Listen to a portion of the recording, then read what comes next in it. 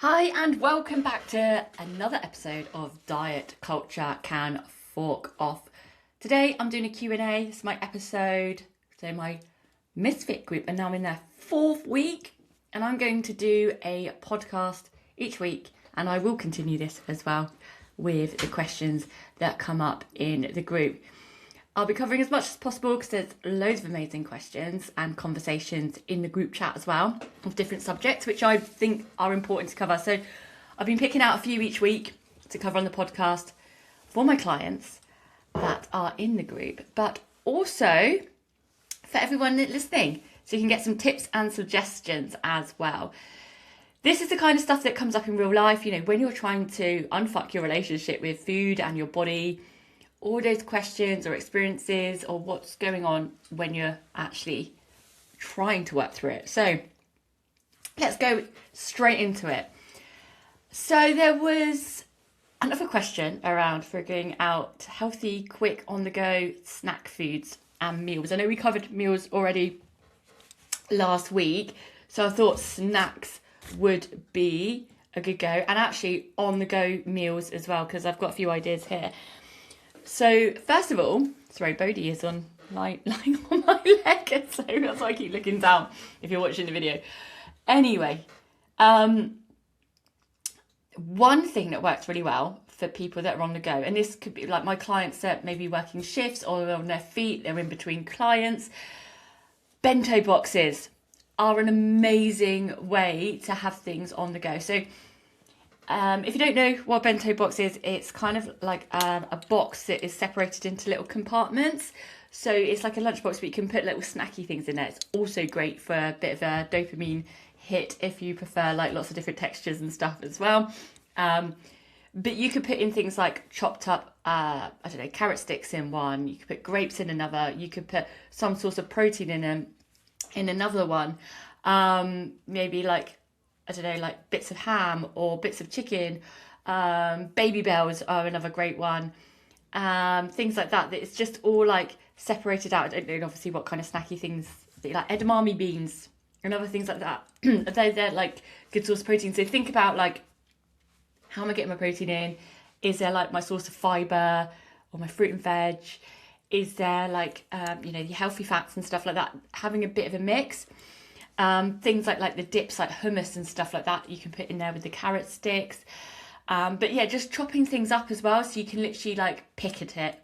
So if you're in between people, or what's those like little mini crackers and stuff like that you could do, and like get like mix yourself up a little mini like cracker thing. I don't know if that's making sense, but like think of things like. There's just a few suggestions there. I'm sure you've got other foods that you like or you like to pick up, like apple and peanut butter is another one. Cutting up slices of apple with the peanut butter that's getting like healthy fats, getting a bit of protein in there as well. I try to see if I can think of it off the top of my head. But yeah, just think peanuts, nuts, that kind of stuff could put in there. So think what kind of things are really good to eat on the go. There's actually like really good recipes or suggestions for those kind of bento boxes as well out there, so don't be scared to just Google it and be like, what kind of things can I put in a bento box, because I swear like there's so many different options, also to your taste as well. If you're vegan, vegetarian, other dietary requirements, doing a quick little Google of like, actually what could I put in a bento box, and obviously if you needed some help with that and you're like, Becky, does this look all right to my clients? Like, of course, just send it over and I can have a look and say, yeah, I would do this, I would do that. But it's good to get some suggestions on what you like already. Because, I always say, the way I work with my clients, with you guys, is very much like finding what works for you. So I can make suggestions and stuff, but we also need to work with like what you actually like, because that's what's going to make it sustainable. That's why I don't really like giving meal plans or like, oh, you should definitely eat exactly this, because if it's boring or you don't like it, you're not going to stick to it. So it's much better to work with like, okay, what are the nutritional foundations, right? You know that, you've got the document, you've got examples of meal plans, you've got what things can look like. But then we obviously need to take into consideration what you actually enjoy. And like, I'm someone that likes variation in my diet. I get bored very quickly. I have my certain meals that I do like all the time, but apart from that, I don't like to eat the same thing every single day. Apart from my breakfast smoothie, that's it. So if that, like, that's why sometimes meal plans don't work for a lot of people. And what we need to do is find what you actually like. So examples of better, just for boiled eggs, another good thing, like boiling up some hard boiled eggs before, another good source of protein. Think about what you actually like. What could work in a bento box or something on those go or like that. That works both for that on the go snacks and the meals there. What I would avoid doing, and this, like, I guess, like, going for high protein, like when it's labelled high protein snacks, because they are like 3 times as much like in the money, and it's actually not much more protein than you would get in a like normal like food. This is why I like to talk about Baby Bells quite a lot, because they are like very good value. If you have 3 light Baby Bells, it's like 126 calories and 15 grams of protein, and it's a lot cheaper and a lot more like satisfying and a lot more like healthier than, you know, trying to find, you know, a really high protein, can't speak now, high protein bar that's like costs you like £3-4 or whatever. Like, honestly, some of them are crazy money. You don't need to be buying that. Obviously, sometimes you like them, if you like them, and it is easy for on the go, and you need to just eat something like that. There's no harm in having those every now and again at all.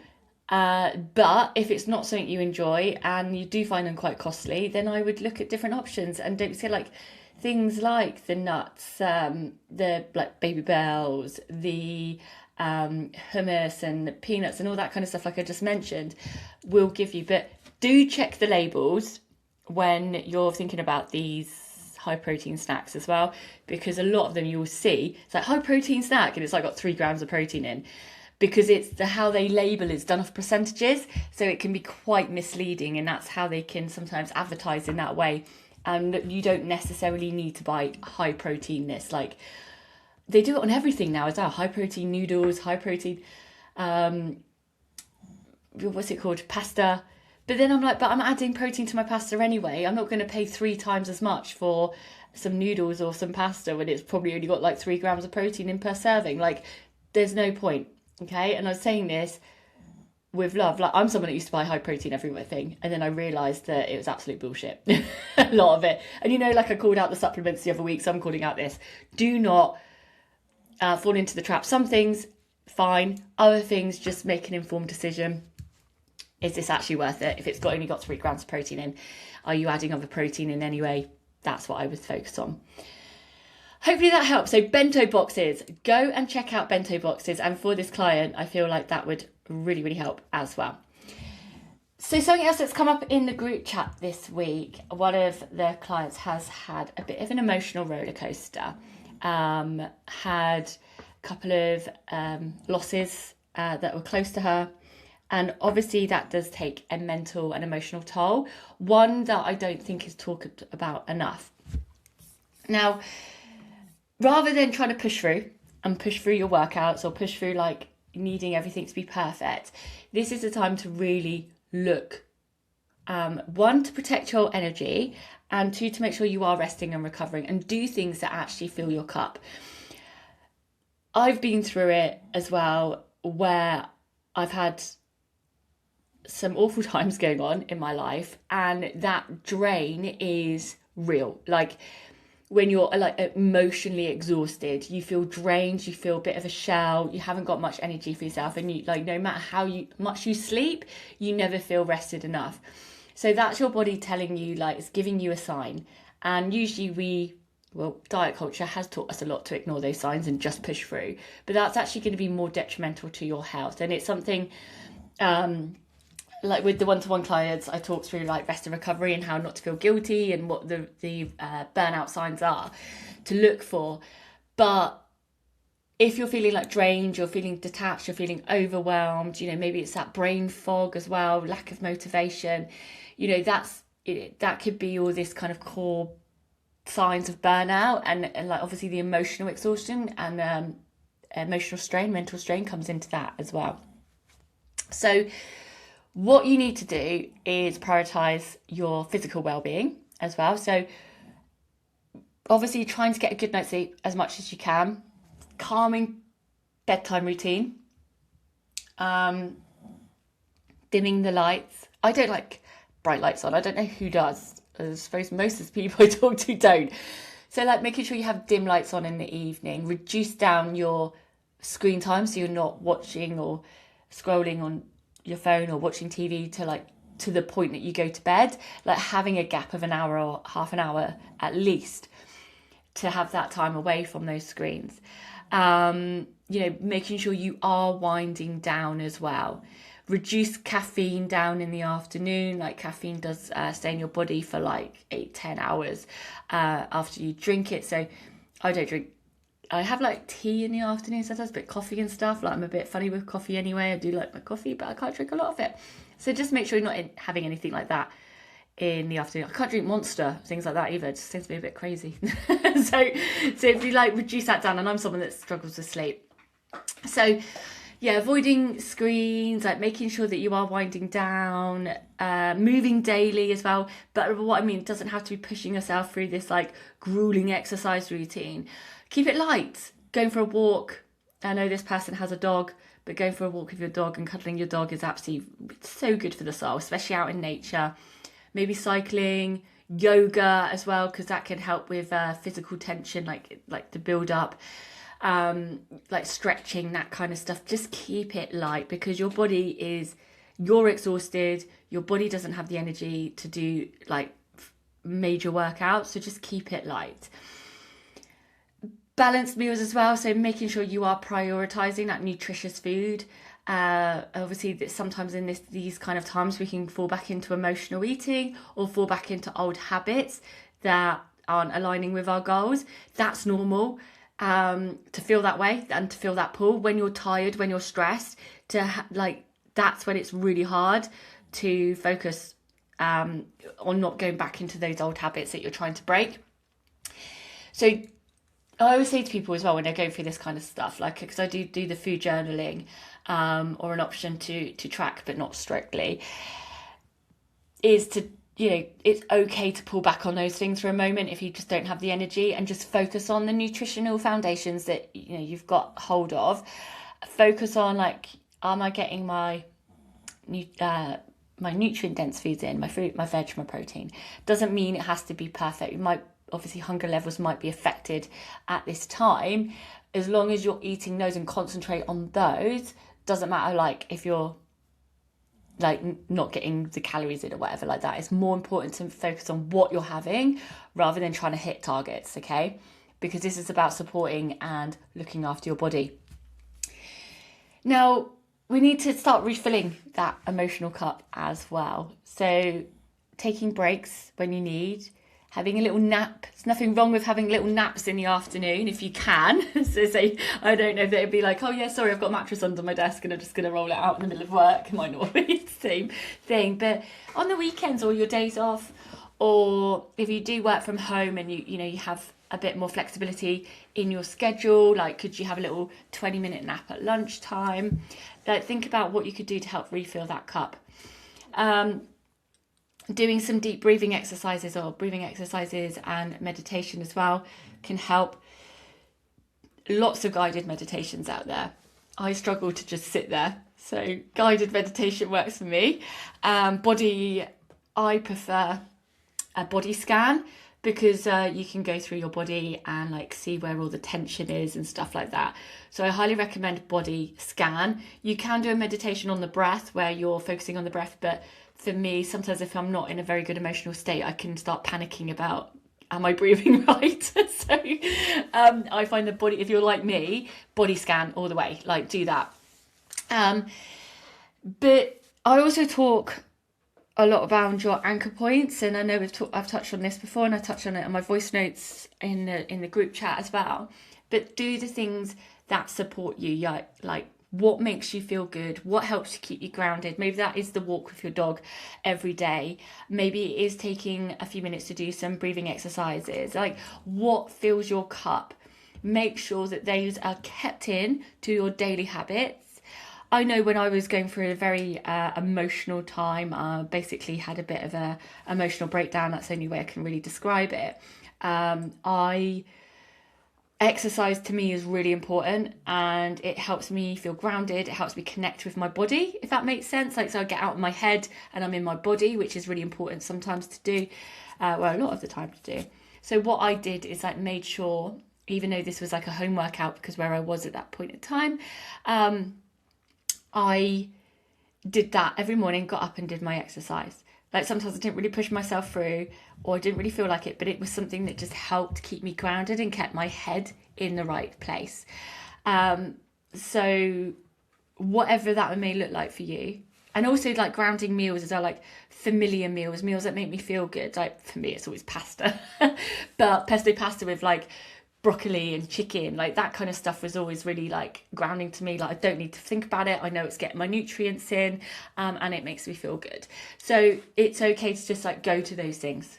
Okay, so when you're feeling emotionally drained, maybe on the brink of burnout with whatever's going on in your life, and like I have coached women that have gone through this at different points, like lots of stuff going on. This is what I always come back to as a reminder, and knowing that you have got support here as well.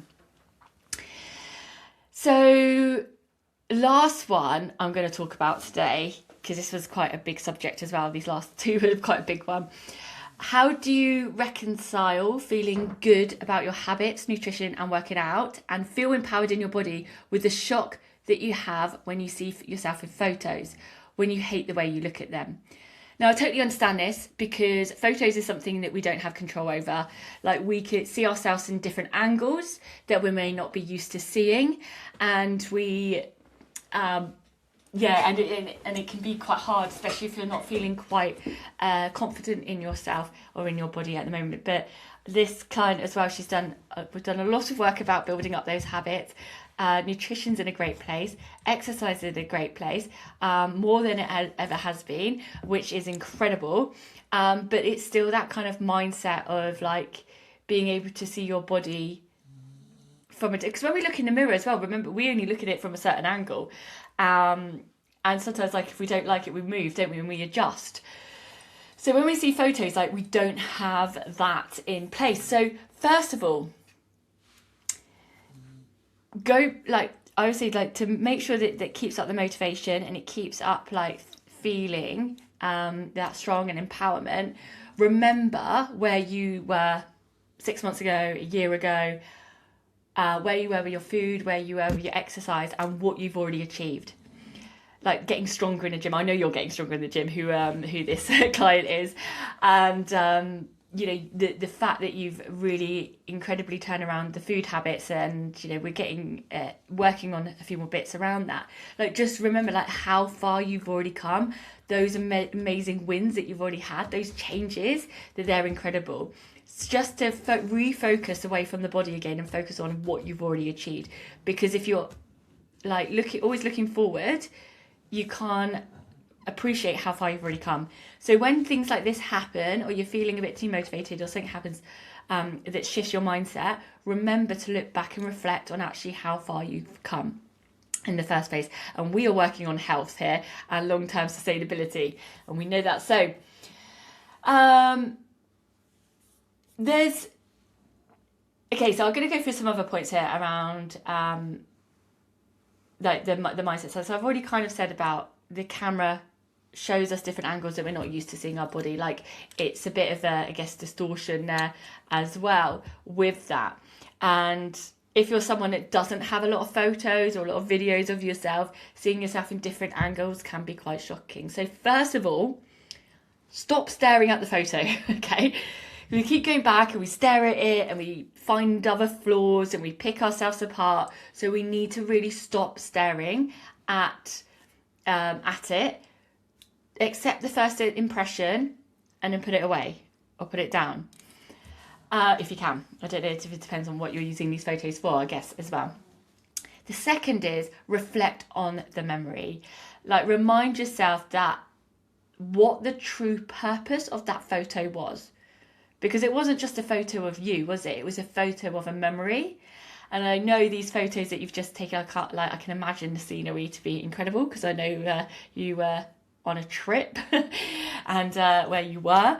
So focus on what that memory was. And I know that you had a great trip and there was a lot of amazing things going on. So remind yourself of what was happening in that moment, why that photo was important, what memories it actually brings for you, rather than what you look like, because that's not what the photo is actually about.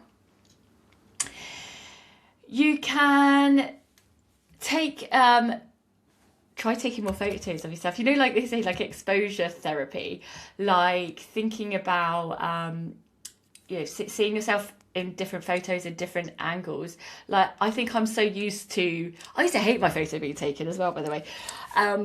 But now I do it so much for social media. I have videos of myself and I see myself in different angles all the time.